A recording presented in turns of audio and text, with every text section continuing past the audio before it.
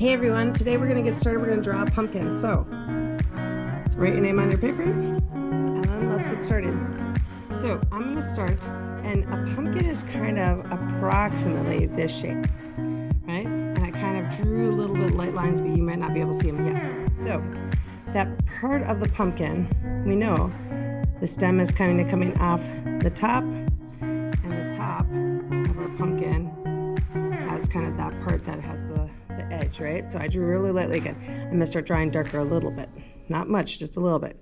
So when I draw my pumpkin, I want to have that part that kind of comes down.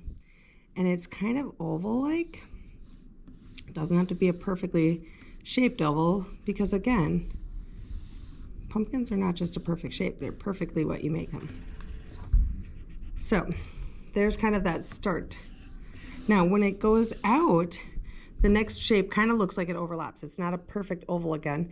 It kind of comes back to the top part and it starts that oval part, but then it comes down, and as it gets back to the bottom, this part right here, this line is overlapping.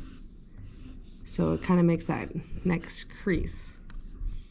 So again, I'm gonna come over here and I'm gonna come around and draw out that shape. And I got one more for sure. I want to make at least kind of comes out that shape. So I'm going to make it have one more section on this side.